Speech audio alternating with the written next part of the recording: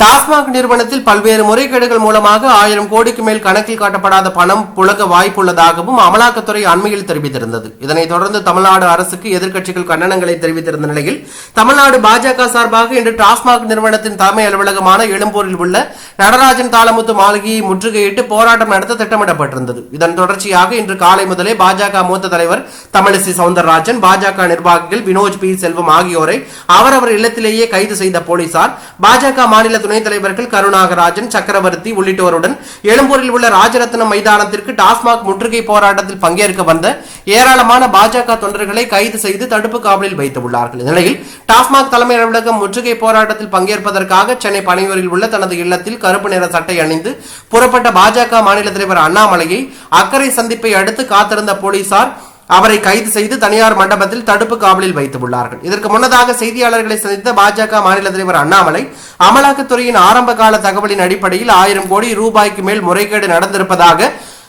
கூறப்பட்டுள்ளது.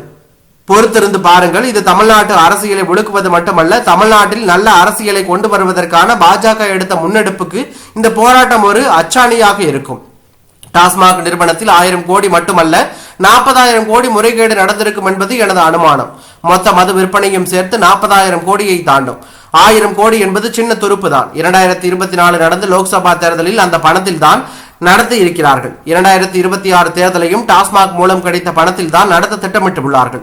செந்தில் பாலாஜி உத்தமரா? முதலில் இந்தியாவில் number 1 fraud politician Senthil Balaji காந்தியவாதி போல வேடமிடுகிறார். தலை முதல் கால் வரை ஊழல் ஆட்சி நடைபெறும் திமுக அமைச்சரவையில் உள்ளவர் செந்தில் பாலாஜி. டாஸ்மாக் முறைகேடு வழக்கில் முதல் குற்றவாளி முதலமைச்சர் மு.க. ஸ்டாலின், இரண்டாவது குற்றவாளி தான் செந்தில் பாலாஜி. ஏனென்றால் அரவிந்த் கெஜ்ரிவால் நம்பர் 1 குற்றவாளியாக இருந்திருக்கிறார்.